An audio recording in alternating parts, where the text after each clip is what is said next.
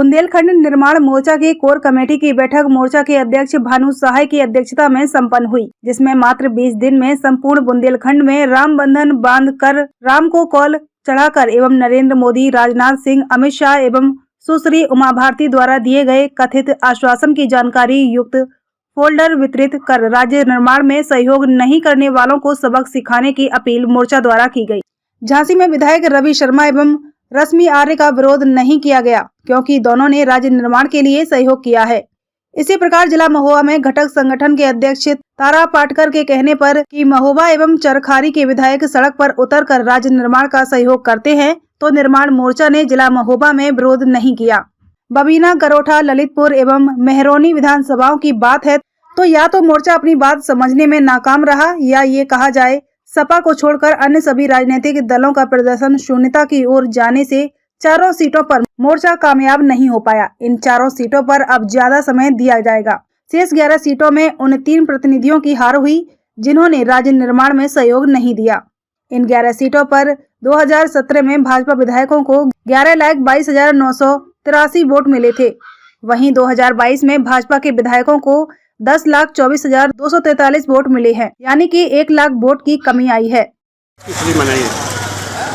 देखिए, हम लोगों ने ये जो 2022 के चुनाव हुए हैं, इसमें जिन्होंने बुंदेलखंड राज्य निर्माण का समर्थन नहीं किया था, उनको इस बार सबक सिखाने के लिए कलावा बांधने का, राम को कौल चढ़ाने का, और जो भी झूठ प्रधानमंत्री ने, गृह मंत्री ने, रक्षा मंत्री ने, उमा भारती जी ने बोला है, इनके सारे झूठ का जो भी विस्तृत विवरण है वो लिख के एक फोल्डर बांटने का कार्य किया था। ये बात बिल्कुल सत्य है कि जिन जिन ने हमारा सहयोग किया, जैसे रवि शर्मा, रश्मि आर्य जी, विनोद चतुर्वेदी जी, इनका हमने विरोध नहीं किया। महोबा में क्योंकि जो हमारे तारा पाटकर सर काम करते हैं, उनके कहने पर कि यहाँ के महोबा और चरखारी के विधायक सदैव हमारे साथ फर्श पे बैठते हैं, हमारे साथ रक्त से चिट्ठियाँ लिखते हैं, इसलिए आप इनका विरोध मत करो, तो महोबा में हमने विरोध नहीं किया।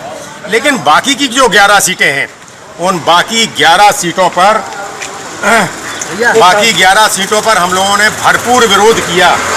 और विरोध का स्वर फिर ये रहा कि आपको मैं आंकड़े बता दूं, और ये आंकड़े मेरे नहीं हैं, ये वेबसाइट के चुनाव आयोग के आंकड़े हैं, इलेक्शन कमीशन के। पिछली बार भारतीय जनता पार्टी ने इन 11 सीटों पर जब विजयश्री प्राप्त की थी तो उनको 11,22,983 वोट मिले थे, जो घटकर 2022 में 10,24,243 हो गए। 1 लाख वोट इनका कम हुआ है।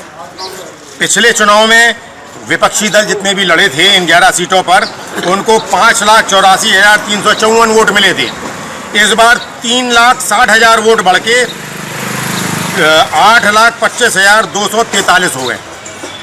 ऐसे ही जो जीत इन्होंने पिछले 19 सीटों पर जब दर्ज की थी, तो उसका जो अंतर था वो 5,38,589 का था।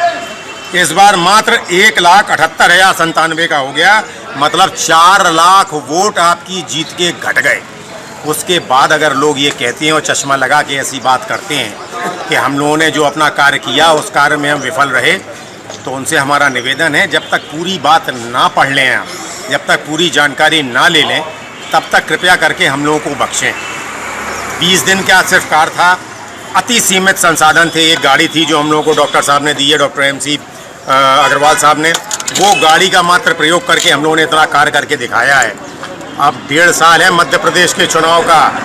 अब मध्य प्रदेश के चुनाव में मध्य प्रदेश के जनप्रतिनिधियों से हम कहना चाहते